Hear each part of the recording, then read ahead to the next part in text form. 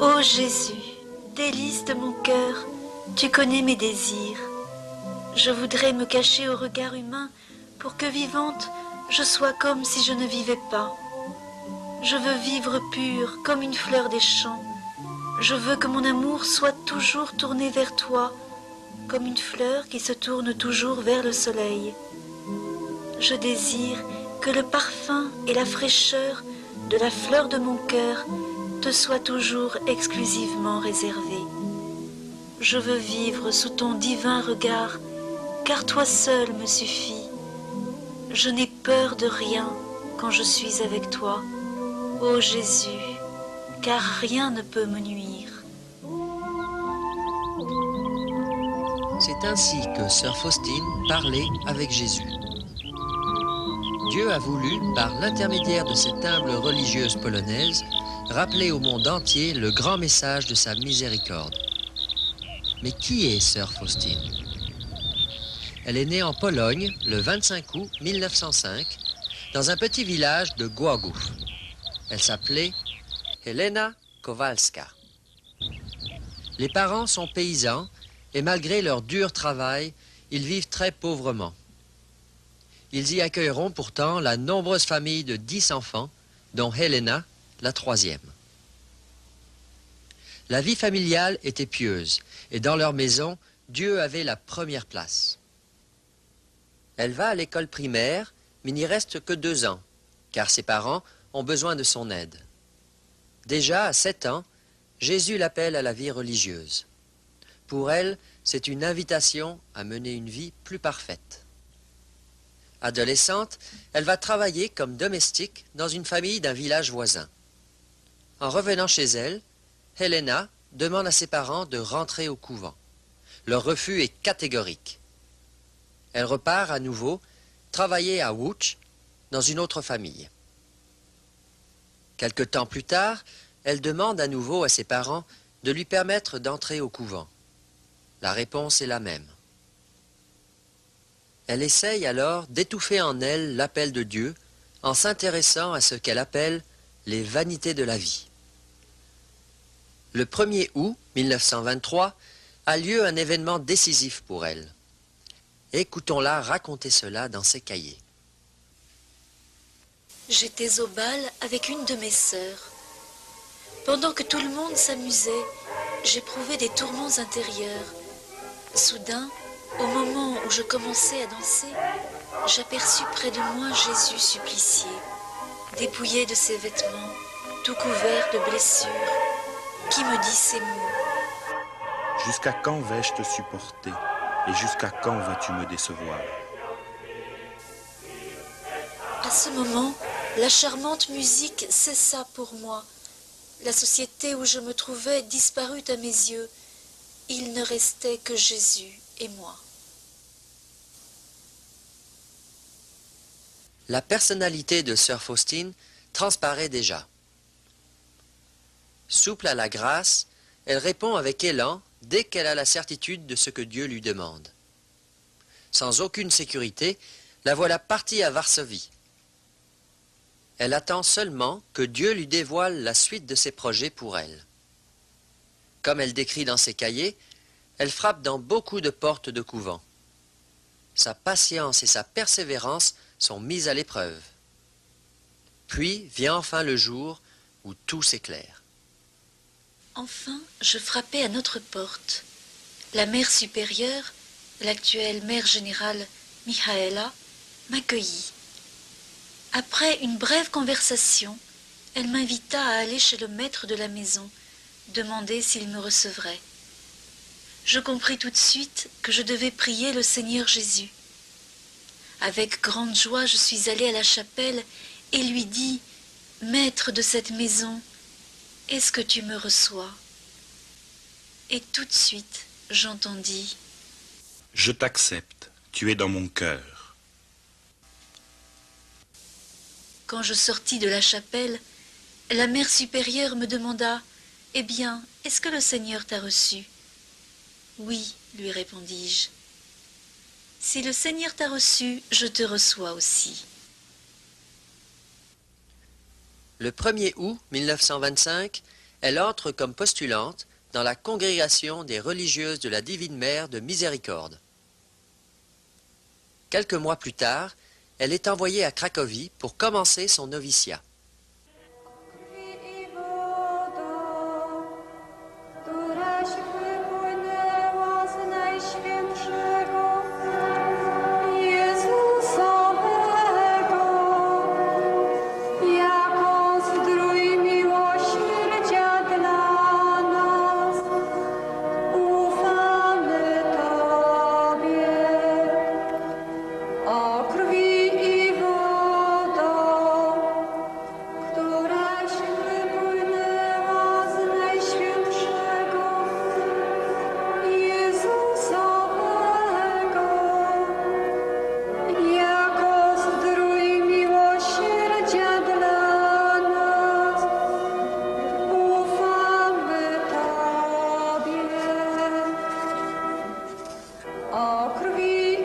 La vocation propre de la congrégation est de s'occuper des filles et des femmes en danger de se perdre dans le monde ou qui ont besoin d'une protection spéciale.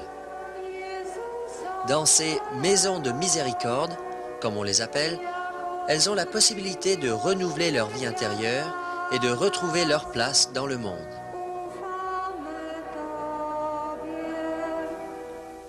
Jésus l'a conduite justement ici, dans cette communauté dont la mission particulière est de sauver les âmes. Toute sa vie et sa mission ont été orientées pour sauver les âmes perdues.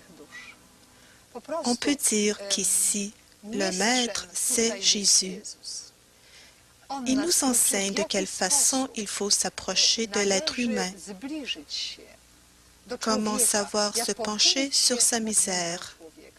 Le plus important, c'est de ne pas le rejeter, mais de voir en lui sa grandeur comme enfant de Dieu.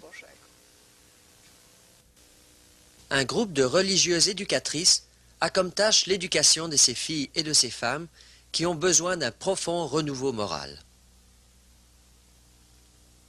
Un autre groupe des sœurs converses s'occupe des travaux auxiliaires nécessaires pour que la maison puisse fonctionner. Comme Helena a très peu d'instruction, elle est acceptée pour assumer les tâches les plus humbles de la communauté.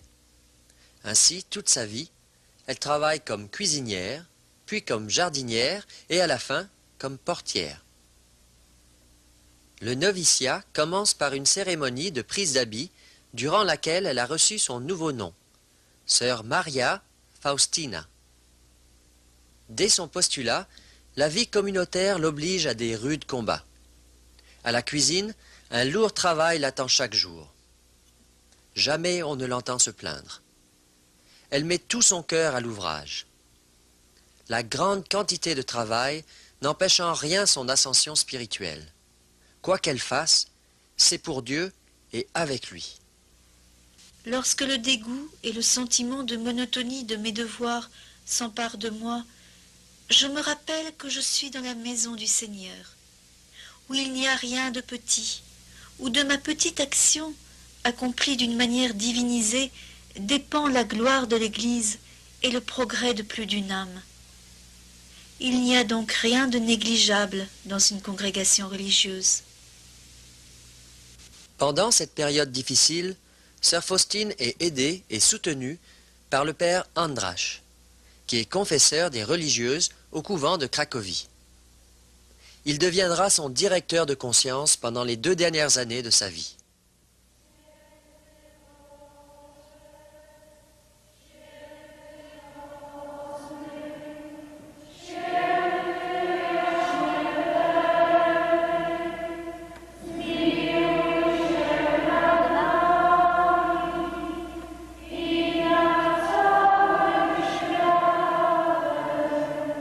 À partir du noviciat, elle entre dans une véritable nuit spirituelle. Elle ne ressent plus sensiblement la présence du Seigneur. Sa prière devient sèche et lui demande de grands efforts.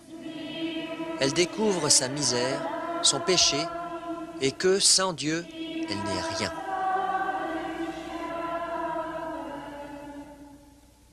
Une pensée terrible pour moi était de croire que j'étais rejetée de Dieu, Puis d'autres pensées me venaient. Pourquoi tâcher d'acquérir des vertus, de faire de bonnes actions? Pourquoi se mortifier et s'anéantir? À quoi bon faire des vœux? À quoi bon prier? À quoi bon se sacrifier et s'anéantir? À quoi bon faire, à chaque pas, le sacrifice de soi-même? À quoi bon?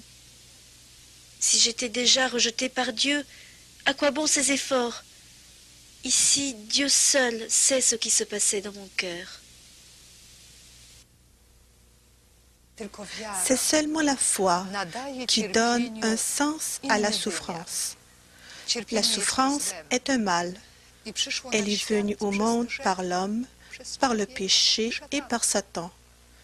Dieu ne voulait pas la souffrance et Dieu ne veut pas la souffrance. Mais à ce mal qui est devenu pour l'homme un poids si lourd à porter, la miséricorde de Dieu et sa grandeur a su donner une dimension positive en sanctifiant la souffrance. Sœur Faustine, pourtant une âme si pure, a vécu dans sa vie tant de souffrances. Elle a été purifiée même dans tout ce qui est humain pour devenir sanctifiée, pour que tout dans sa vie soit sanctifié. Dieu a accompli cela en permettant la souffrance. La croix acceptée enrichit beaucoup l'être humain, car à ce moment, il devient ouvert vers Dieu. Il devient humble. Et l'humilité, comme la confiance, ouvre la nature humaine vers l'action divine.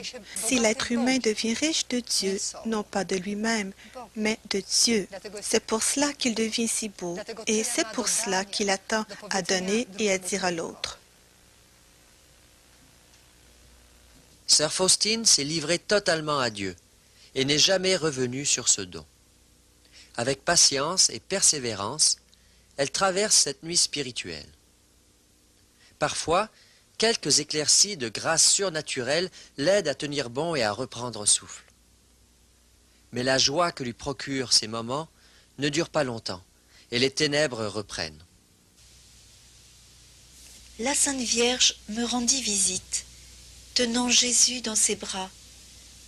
La joie remplit mon âme, et j'ai dit, « Marie, ma mère, savez-vous quelle terrible souffrance j'endure ?» Et la mère de Dieu me répondit, « Je sais combien tu souffres, mais n'aie pas peur, j'ai et j'aurai toujours compassion de toi. » Elle sourit affectueusement et disparut. Aussitôt, mon âme se trouva remplie de force et de courage, mais cela n'a duré qu'1 jour. Pendant cette période d'épreuve, sœur Faustine a aussi compris en profondeur jusqu'où peut aller le désespoir de l'âme qui voit sa misère, ses péchés, et qui est tentée d'en désespérer. Elle, qui a expérimenté même l'angoisse des âmes damnées, restera profondément interpellée à prier pour que les âmes soient sauvées et à soulager leurs tourments spécialement à l'heure de la mort. Je vis mon ange gardien qui m'ordonna de le suivre. En un instant, je me trouvais dans un endroit enfumé, rempli de flammes, où se trouvait une multitude d'âmes souffrantes qui prient avec ferveur, mais sans efficacité pour elles-mêmes. Nous seuls pouvons les aider. Les flammes qui les brûlaient ne me touchaient pas. Mon ange gardien ne me quittait pas un seul instant. Et je demandais à ces âmes quelle était leur plus grande souffrance. Elles me répondirent d'un commun accord que c'était la nostalgie de Dieu. J'ai vu la Sainte Vierge visitant les âmes au purgatoire. Elle l'appelle étoile de la mer. Elle leur apporte du soulagement. Je voulais encore leur parler, mais mon ange gardien m'avait déjà donné le signal du départ. Nous sortions de cette prison de douleur quand Dieu a dit « Ma miséricorde ne veut pas cela, mais la justice l'exige. » Depuis ce moment, je suis en relation plus étroite avec les âmes souffrantes. Durant 5 ans, elle renouvelle ses vœux. Après le temps de la nuit, le Seigneur lui fait à nouveau sentir son amour et le cœur de sœur Faustine s'enflamme. Dans son journal, Écrit par obéissance à son confesseur, sœur Faustine raconte ce qui lui est arrivé, ce que le Seigneur lui a fait vivre et découvrir, les grâces de sa miséricorde et sa joie d'y répondre. Depuis que j'ai aimé Dieu de tout mon être, de toute la force de mon cœur, la peur a cédé. Et quoique l'on me parle de sa justice, je n'ai pas du tout peur de lui, car par expérience, je sais que Dieu est amour, et que son esprit est paix. Et je vois maintenant que mes actes inspirés par l'amour sont plus parfaits que ceux que j'ai accomplis par crainte. J'ai mis ma confiance en Dieu, et je n'ai peur de rien. Je m'en suis remise à sa sainte volonté. Qu'il fasse de moi ce qu'il veut, je l'aimerai quand même. Le 1er mai 1933, ici, dans cette chapelle, elle a fait ses vœux perpétuels en présence de l'évêque Rospon. La présence divine me pénétra. Mon âme fut plongée en Dieu et inondée d'un tel bonheur que je ne puis le décrire même en partie. J'étais singulièrement unie à Dieu. Il me semblait, en voyant l'amour dans son regard, que j'allais mourir. J'eus une longue causerie avec le Seigneur, sans prononcer un mot. De ce moment, je me sentis consacrée. Un grand mystère s'est accompli entre Dieu et moi. Mon âme en fut affermie et fortifiée. Dieu m'a laissé comprendre l'unique chose qui est à ses yeux une valeur infinie. C'est l'amour. L'amour de Dieu, l'amour. L'amour et encore une fois l'amour, et rien ne peut être comparé à l'acte de pur amour de Dieu. Oh, quels inconcevables égards Dieu a envers l'âme qui l'aime sincèrement. Oh, que l'âme qui, déjà sur terre, jouit de ces égards particuliers, est heureuse. Et c'est l'âme petite et humble. Le signe extérieur des premiers vœux est la croix sur une pèlerine et le voile noir. Le signe des vœux perpétuels est une alliance en argent sur le doigt. C'est l'alliance de sœur Faustine avec Jésus.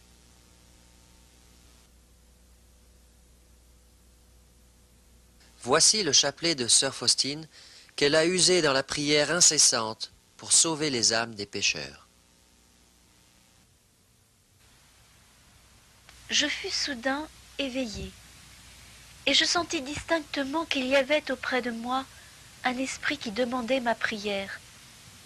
Une force me contraint tout simplement à la prière. Ma vision est purement spirituelle, par une soudaine lumière qu'en cet instant Dieu m'accorde. Je prie jusqu'au moment où je sens la paix en mon âme.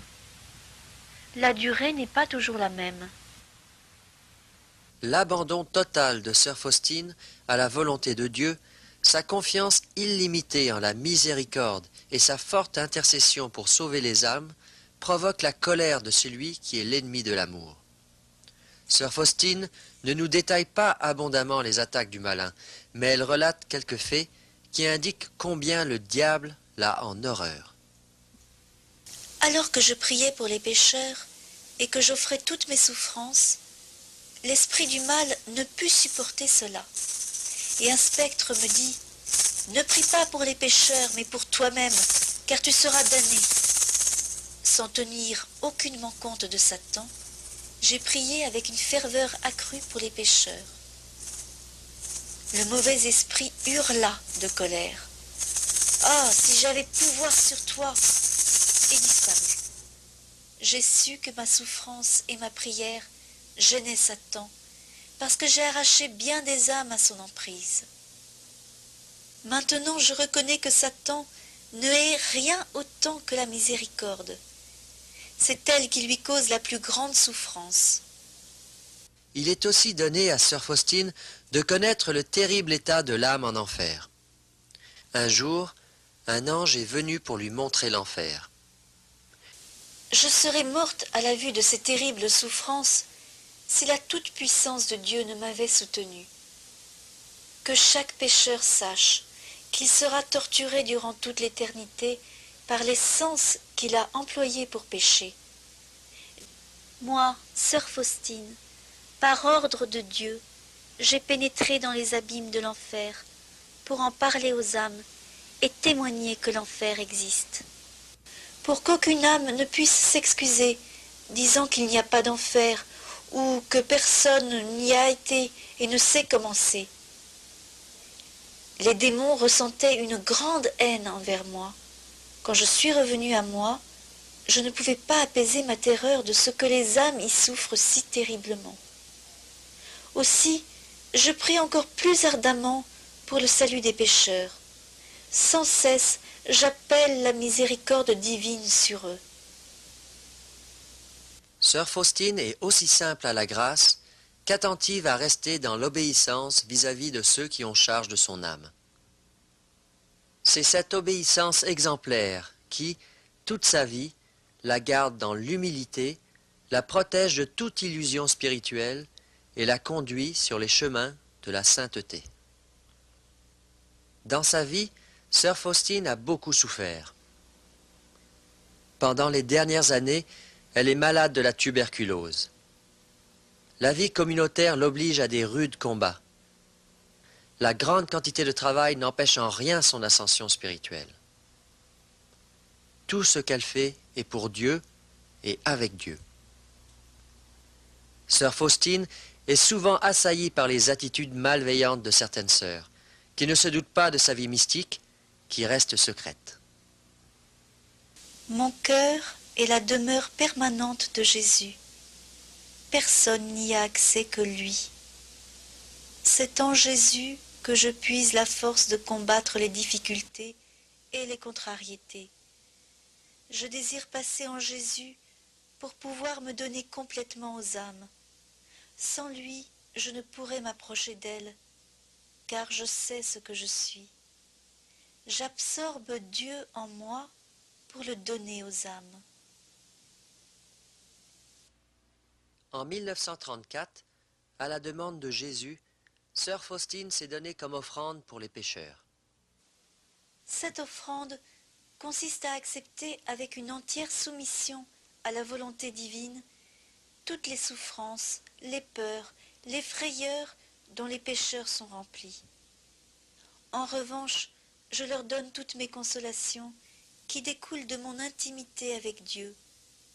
Je n'ai pas peur des coups, car je suis unie à Jésus. Je vais répéter chaque jour cet acte d'offrande en récitant la prière suivante que toi-même, Jésus, tu m'as apprise.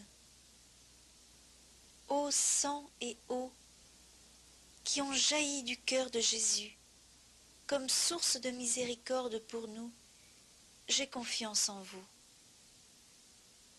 Quand j'ai reçu de mon confesseur la permission de faire cet acte d'offrande, j'ai commencé tout de suite à en expérimenter les effets. En un instant, mon âme devint comme un rocher, sèche, pleine de tourments et d'inquiétudes. Toutes sortes de blasphèmes et de malédictions se pressèrent à mes oreilles. La méfiance et le désespoir s'installèrent dans mon cœur. Voilà l'état des pauvres que j'ai pris sur moi. Au premier moment, j'ai eu peur de ces horreurs, mais à la première confession, j'ai été tranquillisée.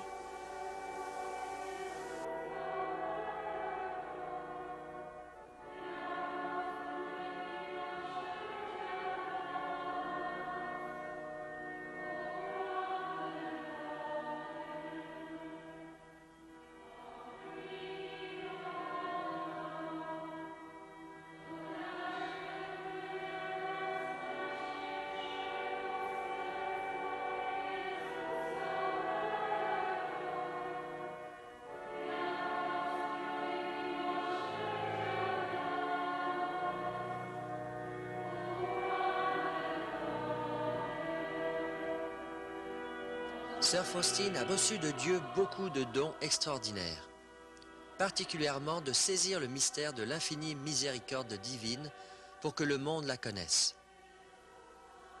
Elle a eu de nombreuses visions, des extases, des stigmates cachés, le don de prophétie. Quand elle rencontrait un pécheur, elle avait le don de voir l'état de son âme pour le sauver. Elle a eu aussi les grâces mystiques d'union avec Dieu, que nous trouvons dans la vie des saints. Les spécialistes de la vie mystique, des théologiens, la considèrent comme l'une des plus grandes mystiques de l'Église.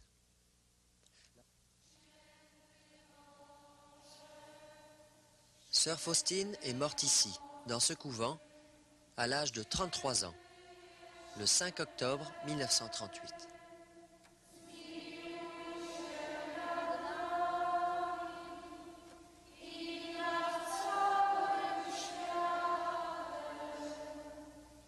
Elle a été enterrée au cimetière du couvent, au fond du jardin.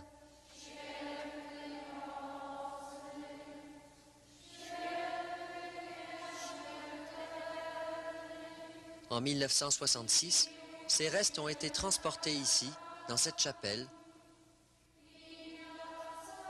Sa tombe se trouve ici, à droite de l'entrée.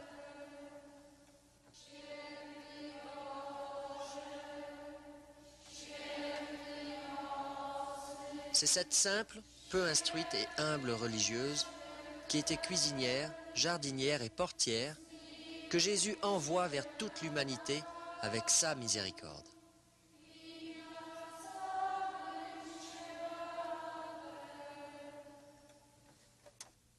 Quelle est cette mission? Glorifier et faire glorifier l'infinie miséricorde de Dieu. Sœur Faustine nous rappelle la vérité que nous connaissons. Dieu nous a tant aimés qu'il a donné son Fils unique pour que ceux qui croient en lui ne périssent pas, mais aient la vie éternelle. Cette vérité est connue, mais dit Jésus, les gens l'ont oubliée. Sœur Faustine nous appelle à une confiance totale en Dieu et nous transmet les nouvelles formes du culte de la miséricorde. N'ayant pas encore un directeur de conscience qui puisse la suivre régulièrement, elle doit souvent faire face aux incompréhensions des confesseurs par rapport à sa vie mystique et à leur méfiance quant à l'appel précis de Jésus. C'est ainsi qu'elle supplie le Seigneur de lui donner un père spirituel qui l'éclaire. Elle devra encore attendre, mais pour l'encourager, le Seigneur lui dévoile dans une vision le prêtre qui, bientôt, viendra l'aider. Le 22 février 1931, Sœur Faustine est envoyée dans le couvent à Płock. C'est là qu'un grand événement a lieu. Écoutons ce qu'elle écrit dans son cahier. Un soir, dans ma cellule, je vis Jésus vêtu d'une tunique blanche, une main levée pour bénir, la seconde touchait son vêtement sur la poitrine. De la tunique entr'ouverte sortaient deux grands rayons, l'un rouge, l'autre pâle. Je fixais le Seigneur en silence, l'âme saisie de crainte, mais aussi d'une grande joie. Après un moment, Jésus me dit : Peins un tableau de ce que tu vois avec l'inscription « Jésus, j'ai confiance en toi ». Je désire qu'on honore cette image d'abord dans votre chapelle, puis dans le monde entier. Je promets que l'âme qui honorera cette image ne sera pas perdue. Je lui promets aussi la victoire sur ses ennemis dès ici-bas et spécialement à l'heure de la mort. Moi-même, je la défendrai comme ma propre gloire. Dès qu'elle reçoit cette révélation, Sœur Faustine est inquiète, car elle ne sait pas peindre et décide de la transmettre à son confesseur. Mais celui-ci lui répond : « Oui, peins l'image de Dieu dans ton âme. » Lorsqu'elle sortait du confessionnal, elle entendit de nouveau ces paroles. « Mon image est en toi. Je désire qu'il y ait une fête de la miséricorde. Je veux que cette image que tu peindras avec un pinceau soit solennellement bénie, le premier dimanche après Pâques. Ce dimanche doit être la fête de la miséricorde. Je désire que les prêtres proclament ma grande miséricorde envers les âmes pécheresses. qu'elle n'ait pas peur de s'approcher de moi. Les flammes de ma miséricorde me brûlent. Je veux les répandre sur les âmes. Toute cette nouvelle mission semble bien difficile à sœur Faustine. Elle se sent incapable de la remplir. Mais Jésus lui fait comprendre que tout est dans sa main.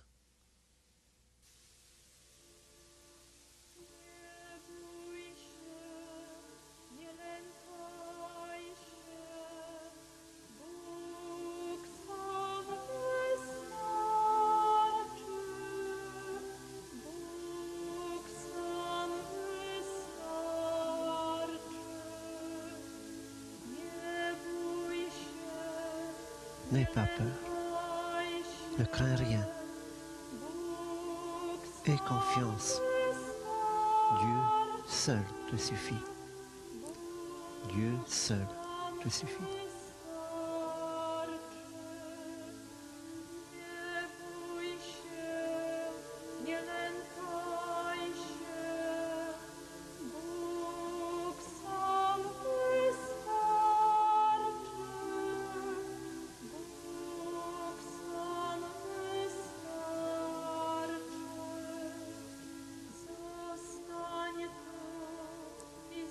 Reste ici et prie avec moi.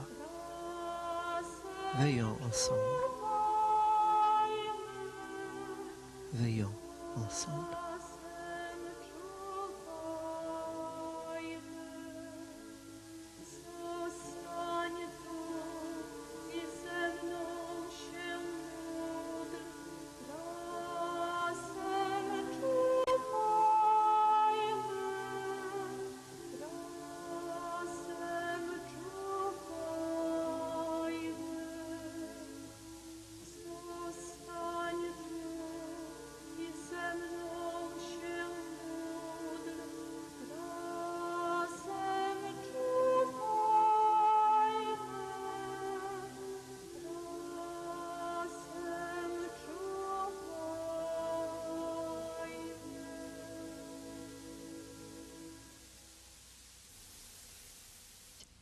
Je sens que je suis unie au Seigneur si étroitement que je ne trouve pas de mots pour bien définir cette union. Il me suffit, lui seul, l'unique. En lui, je vois tout et rien sans lui. Je ne cherche pas de bonheur en dehors de mon être intérieur où demeure Dieu. Je me réjouis de Dieu à l'intérieur de moi-même. J'y vis sans cesse avec lui. C'est là ma plus grande intimité avec lui, à l'abri des regards humains. La Sainte Vierge m'encourage à me comporter de la sorte avec Dieu. Un mois plus tard, elle est envoyée à Wilno. C'est là que vint un grand encouragement. La semaine de confession arriva, et, à ma grande joie, j'aperçus ce prêtre que je connaissais déjà avant de venir à Wilno. Je le connaissais pour l'avoir vu en vision. L'abbé Michał Sopoćko est docteur en théologie et grand homme de prière. Au début, il était méfiant face aux révélations de sœur Faustine, mais quand il a eu la certitude que cela venait de Dieu, il s'est engagé totalement à cette œuvre de la miséricorde divine. Le père Sopoćko demande au peintre Kazimierowski de faire le tableau du Christ miséricordieux selon les indications de sœur Faustine. Une fois, j'étais chez le peintre chargé de peindre cette image. Comme j'ai été peinée en voyant qu'elle n'est pas aussi belle que l'est Jésus. Mais j'ai caché ma déception profondément dans mon cœur. Je suis revenue à la maison. Je suis allée aussitôt à la chapelle où j'ai beaucoup pleuré. J'ai dit au Seigneur, « Qui te peindra aussi beau que tu l'es ?» Soudain, j'ai entendu ces paroles. Ce n'est ni dans la beauté des couleurs, ni dans celle des coups de pinceau que réside la grandeur de cette image, mais dans ma grâce. Ce premier tableau, peint en 1934, est resté à Wilno, dans l'église de l'Esprit Saint, qui est actuellement la seule église polonaise encore présente dans cette ville. Cette simple, mais humble et courageuse religieuse non instruite, qui avait une confiance totale en Dieu, a été choisie par Jésus comme apôtre de la miséricorde de Dieu. Un jour, il lui a dit, « À l'époque de l'Ancien Testament, j'envoyais vers mon peuple des prophètes. Aujourd'hui, je t'envoie vers toute l'humanité avec ma miséricorde. » Ainsi, cette simple ordinaire religieuse, qui était cuisinière, jardinière et portière, est envoyée par Jésus vers l'humanité avec sa miséricorde. En quoi consiste sa mission? Rappeler au monde une vérité connue depuis longtemps concernant l'amour miséricordieux de Dieu. Dieu a tant aimé le monde qu'il a donné son Fils unique pour que chaque homme qui croit en lui ne périsse pas, mais ait la vie éternelle. Cette vérité est connue depuis longtemps, depuis qu'est connue la révélation. Mais, dit Jésus, les hommes l'ont oublié. C'est par sœur Faustine qu'il veut rappeler au monde cette vérité. Le tableau que vous voyez ici a été réalisé après la mort de sœur Faustine, à la fin de la Deuxième Guerre mondiale. Il a été peint par le peintre de Cracovie, Adolf Hewa, qui l'a offert comme remerciement d'avoir été sauvé pendant les événements de la guerre. Le tableau du peintre Hewa est devenu connu par de multiples grâces. Des copies de ce tableau ont été diffusées à travers le monde entier. C'est ainsi que se réalisa la volonté de Jésus, qu'il a manifestée lors de sa première apparition à Płock. Je désire que ce tableau soit vénéré dans votre chapelle et ensuite dans le monde entier. Et il en a été ainsi. Que représente ce tableau? Il nous envoie aux deux événements d'Évangile. Quand Jésus s'est montré aux apôtres dans le Cénacle, nous nous souvenons que cet évangile est lu justement le premier dimanche après Pâques. Jésus est entré, les portes fermées, en saluant les apôtres réunis par les mots « Paix à vous ». Et c'est à ce moment qu'il a constitué le sacrement de réconciliation. C'est le sacrement qui donne à l'homme une telle paix que le monde ne peut lui donner. C'est le premier événement auquel nous envoie ce tableau. Le deuxième, c'est le vendredi saint, la crucifixion et son cœur qui a été transpercé par une lance. Jésus lui-même a expliqué la signification des rayons sur ce tableau. Il a dit que le rayon pâle signifie l'eau qui purifie l'âme. Et le rayon rouge signifie le sang qui est la vie des âmes.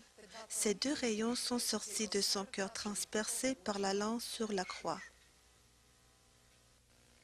Ce tableau de Jésus miséricordieux est connu sous le vocable « Jésus, j'ai confiance en toi ». En effet, par sa passion, sa mort et sa résurrection, Jésus manifeste clairement l'amour de Dieu aux hommes.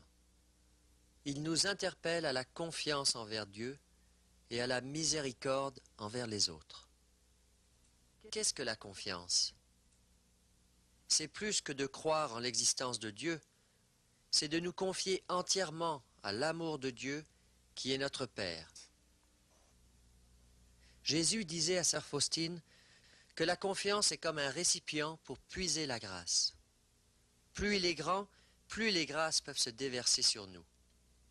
Il dit « Les grâces de ma miséricorde se puisent à l'aide d'un unique moyen qui est la confiance. Plus sa confiance est grande, plus l'âme reçoit. Les âmes d'une confiance illimitée me sont une grande joie, car je verse en elles le trésor entier de mes grâces. » À la vénération du tableau de Jésus miséricordieux sont attachées trois promesses, comme Jésus l'a dit. La première d'entre elles, c'est la grâce d'être sauvé. L'âme qui vénérera ce tableau ne périra pas pour l'éternité. La deuxième promesse donne l'assurance de grands progrès dans le perfectionnement de vie chrétienne.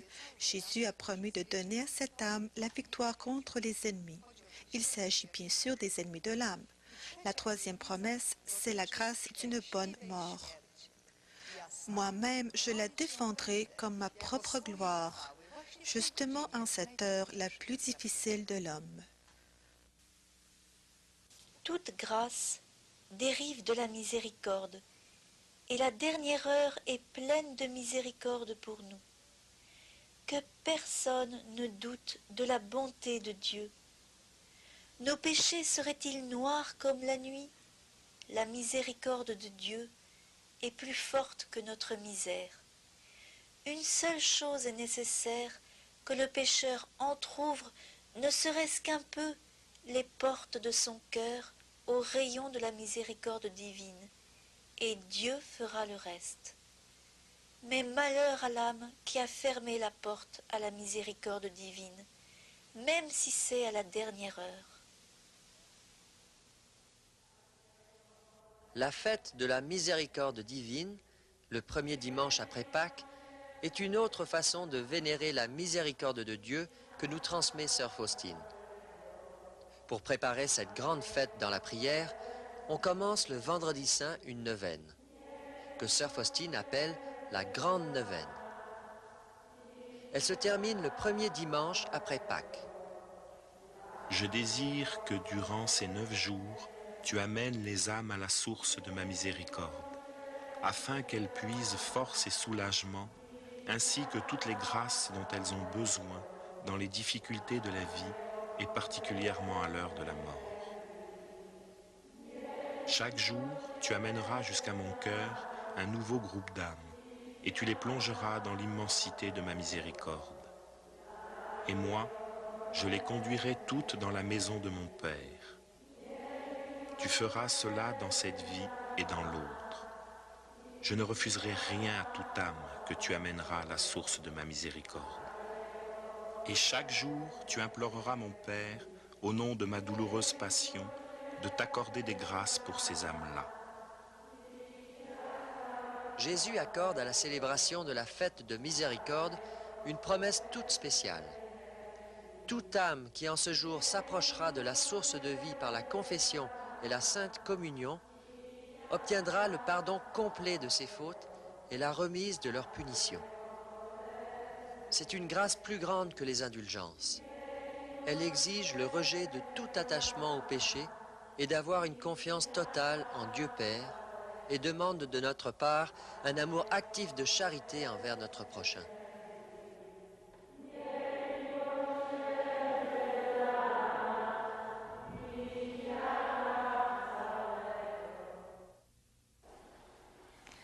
Une autre façon de vénérer la miséricorde divine, c'est la petite couronne, le chapelet révélé à Vilno le 13 et 14 septembre 1935.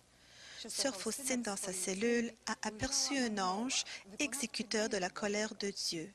Quand elle a vu ce signe de la colère divine, elle a eu très peur et elle a commencé à supplier l'ange de s'arrêter quelques instants et que le monde fera pénitence. Elle écrit qu'à ce moment, elle s'est trouvée en présence de la majesté de la Sainte Trinité et qu'elle n'a pas osé redire cette supplication. La grandeur de sa majesté me pénétra jusqu'au fond de l'âme, et je n'osais plus répéter mes supplications. Au même instant, je sentis en mon âme la force de la grâce de Jésus qui habite en mon âme. À l'instant même où je pris conscience de cette grâce, j'ai été enlevée devant le trône de Dieu. Oh, qu'il est grand notre Seigneur et notre Dieu, inconcevable est sa sainteté. J'ai commencé à supplier Dieu pour le monde par des paroles entendues intérieurement. Alors que je priais ainsi, j'ai vu l'impuissance de l'ange qui ne pouvait accomplir la juste punition qui revient de plein droit au péché. Je n'avais jamais encore prié avec tant de force intérieure. Père éternel, je t'offre le corps, le sang, l'âme et la divinité de ton cher Fils bien-aimé, notre Seigneur Jésus-Christ, en réparation pour nos péchés et de ceux du monde entier. Par sa douloureuse passion, prends pitié de nous et du monde entier.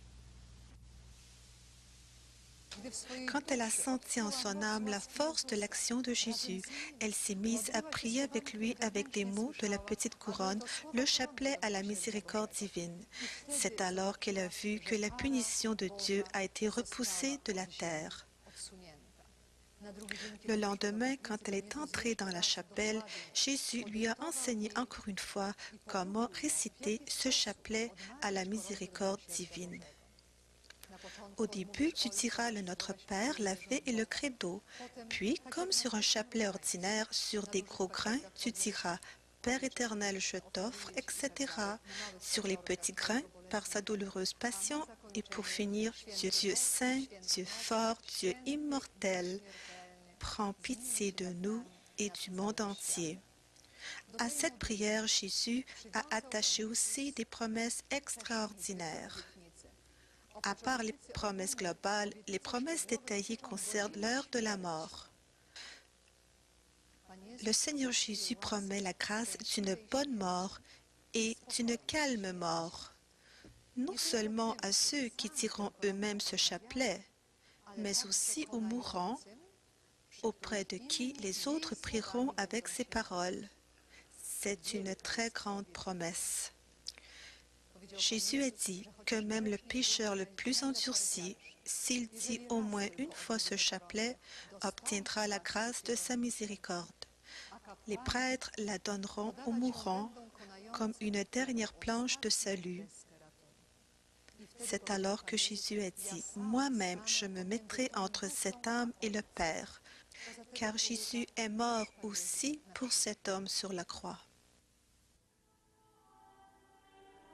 Dans la chapelle à Cracovie, les religieuses récitent le chapelet à la miséricorde divine.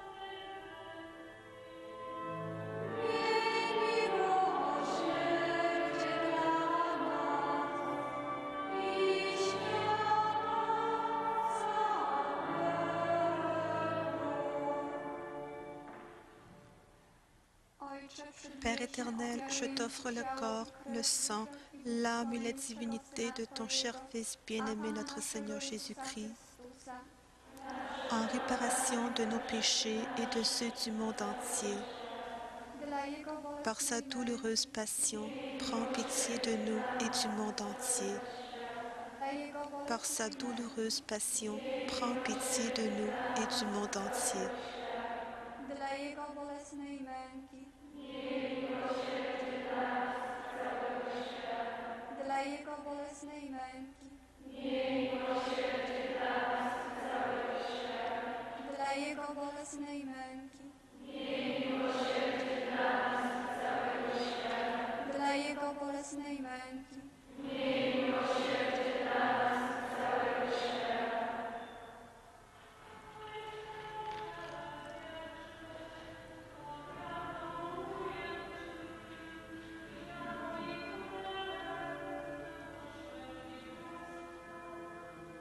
Ma miséricorde enveloppera les âmes qui réciteront ce chapelet pendant leur vie et surtout à l'heure de la mort. Quelle grande grâce j'accorderai aux âmes qui diront ce chapelet. Les profondeurs de ma miséricorde sont émues pour ceux qui disent ce chapelet. Inscris ces mots, ma fille. Parle au monde de ma miséricorde. C'est un signe pour les derniers temps. Après viendra le jour de la justice. Tant qu'il en est temps que les hommes aient recours à la source de ma miséricorde, qu'ils profitent du sang et de l'eau qui ont jailli pour eux.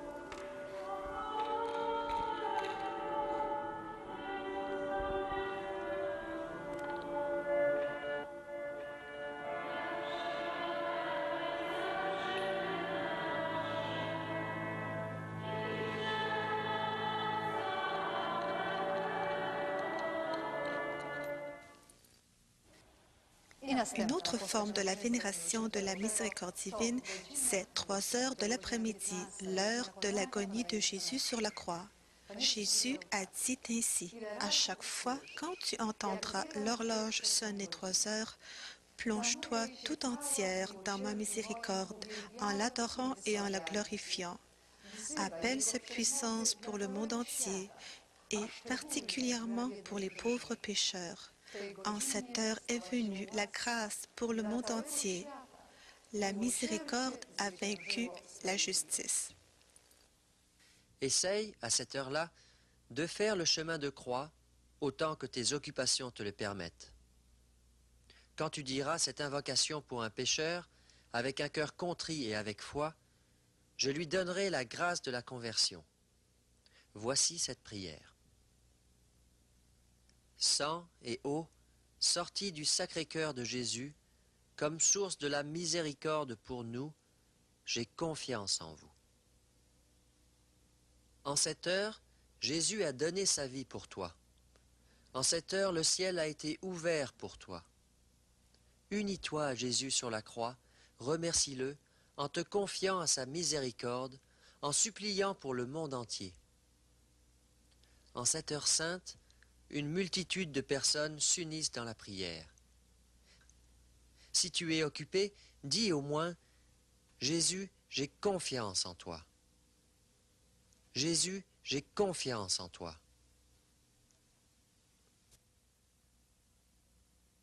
Pendant la méditation du matin, la présence de Dieu m'a enveloppée d'une façon spéciale, en voyant la grandeur incommensurable de Dieu et en même temps son abaissement jusqu'à la créature. Soudain, je vis la Mère de Dieu qui me dit que l'âme qui suit fidèlement le souffle de la grâce est agréable à Dieu. J'ai donné au monde le Sauveur, et toi, tu dois parler au monde de sa miséricorde et préparer le monde à la seconde venue de celui qui viendra, non comme Sauveur miséricordieux, mais comme juste juge. Oh, comme ce jour est terrible! Le jour de la justice a été décidé, le jour de la colère de Dieu. Les anges tremblent devant lui. Parle aux âmes de cette grande miséricorde, tant que c'est le temps de la grâce.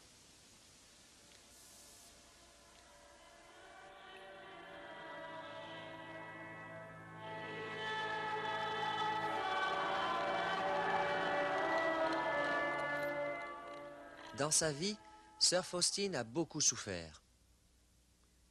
Pendant les dernières années, elle est malade de la tuberculose.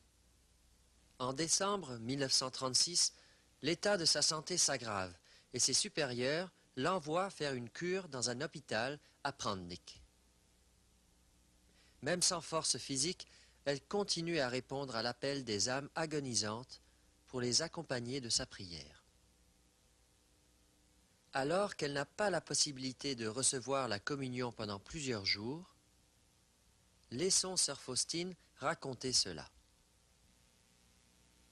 Je vis soudain, près de mon lit, un séraphin qui me donna la sainte communion. Après cette communion, mon esprit se plongea dans l'amour divin et la stupéfaction. Cela se répéta pendant 13 jours. Mon cœur m'attire là où mon Dieu est caché, où il demeure nuit et jour avec nous. Sous l'apparence de la blanche hostie, il dirige le monde entier et vit au plus intime des âmes. Mon cœur m'attire là où mon Seigneur se cache, où son amour s'est anéanti. Mon cœur sent que c'est la source d'eau vive. C'est mon Dieu vivant, un simple voile le cache. Le 5 octobre 1938, au milieu d'intenses douleurs, mais avec une profonde paix, sœur Faustine rend son âme au Seigneur.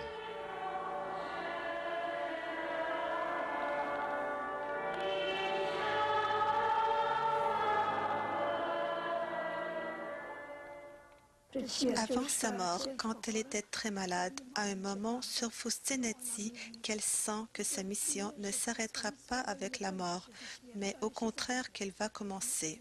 Nous sommes bien conscients de cela. Pendant toute sa vie, connue de personne, elle est restée pauvre, simple petite religieuse et maintenant elle est allée dans le monde entier. Pendant la dernière fête de la Miséricorde après Pâques, il y avait plus de 80 000 personnes qui sont venues ici pour prier. C'est pour cela que nous avons construit cet hôtel pour que célébration puisse avoir lieu. À cette occasion, la messe est célébrée par le cardinal. Nous recevons beaucoup de lettres. Dans nos archives, il y a plus de 10 000 grâces enregistrées. Des milliers de pèlerins du monde entier viennent prier ici, sur sa tombe. Après le procès informatif diocésain, ouvert à Cracovie en 1965 par le cardinal Karol Wojtyła, la cause de béatification de Sœur Faustine a été introduite à Rome. La guérison miraculeuse par l'intercession de Sœur Faustine d'une femme américaine que les commissions médicales ont confirmée a été un des éléments nécessaires pour compléter le dossier. La béatification de Sœur Faustine a eu lieu le 18 avril 1993 à Rome.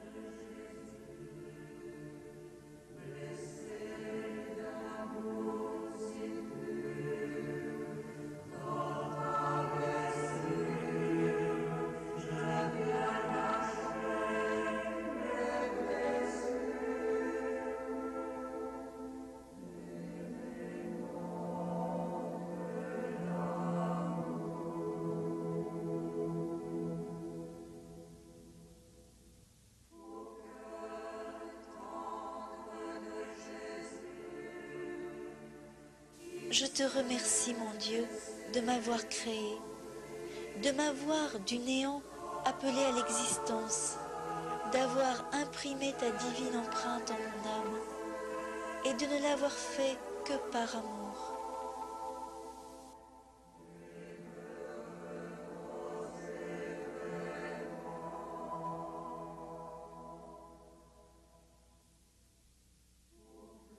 Ô très doux Jésus, qui a gracieusement exigé de moi que je parle de ton inconcevable miséricorde au monde entier.